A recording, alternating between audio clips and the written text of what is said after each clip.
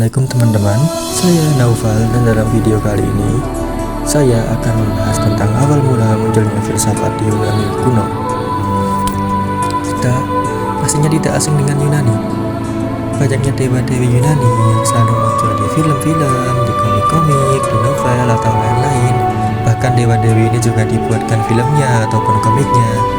Nah, dewa-dewi ini kan selalu muncul di mitos-mitos ya. Bahkan dibuatkan bangunan-bangunan untuk menyembah dewa-dewi ini. Bahkan ada sebuah kota di Yunani itu yang ditujukan untuk menyembah Athena, dan kotanya itu dinamai dengan nama Athena juga. Nah, kota ini selalu jadi destinasi wisata oleh wisatawan yang berkunjung di Yunani. Nah, selain bangunan yang bagus, mitosnya yang banyak, ataupun dewa-dewi yang terkenal ini, Yunani juga dikenal sebagai tempat asal mulanya filsafat itu ada. Nah, banyak tokoh-tokoh filsafat di Yunani kuno yang bahkan quotes-nya itu dijadikan motivasi di buku-buku, majalah, ataupun quotes di media sosial.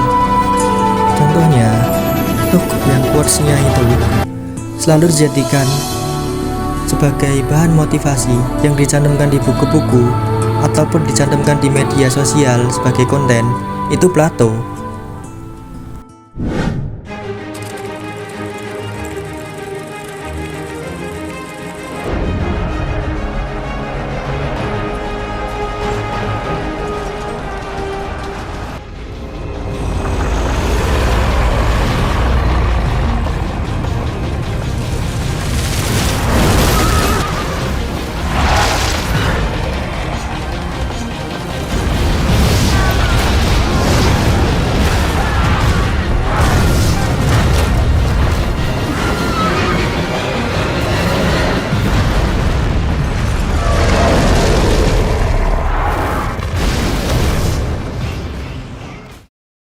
Filsafat muncul di Yunani kuno pada abad ke-6 sebelum Masehi.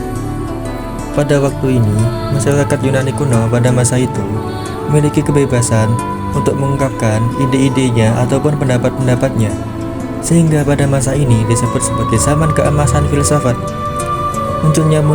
Penyebab munculnya filsafat yaitu kayaknya mitos yang ada, sehingga banyak masyarakat Yunani pada masa itu mengetes keabsahan sebuah mitos untuk mengetahui apakah mitos ini memang ada atau hanya sebuah dongeng belaka.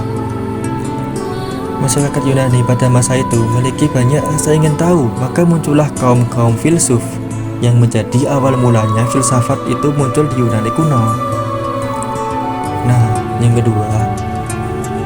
penyebab yang kedua itu banyaknya epos puisi yang memiliki nilai edukatif, yang juga dijadikan sebagai buku pendidikan di Yunani kuno saat itu.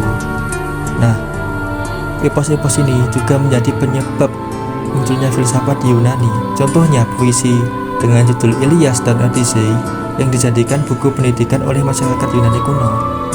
Nah, yang ketiga itu ilmu pengetahuan astronomi di Babilonia atau matematika di Egypt menjadi alasan masyarakat Yunani kuno untuk mengembangkan pengetahuan tersebut dan menjadikannya sebagai ilmu pengetahuan yang memiliki nuansa ilmiah.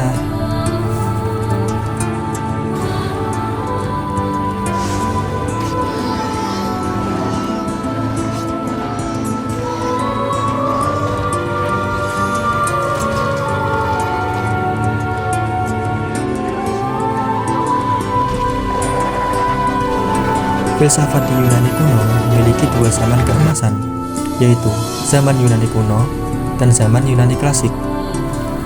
Zaman Yunani kuno menjadi titik awal dan juga berkembangnya filsafat di Yunani. Pada masa ini juga disebut sebagai zaman filsafat alam. Nah, pada masa-masa ini filsuf-filsuf memiliki pendapat bahwa semua yang ada di bumi awalnya dari alam. Contohnya, manusia itu awalnya dari api atau enggak tanah.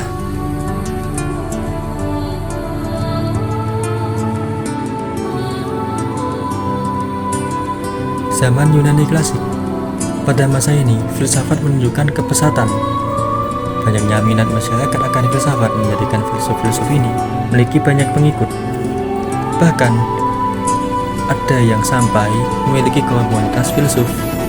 Contohnya saja kaum sofis. Pada masa ini disebut sebagai zaman filsafat manusia.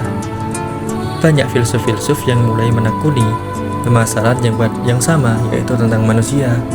Sehingga ilmu pengetahuan di zaman itu tidak hanya terbatas pada alam, tapi juga tentang kesehatan, gaya hidup, budaya, dan lain-lain. Sekian video ini saya cukupkan. Saya ucapkan terima kasih.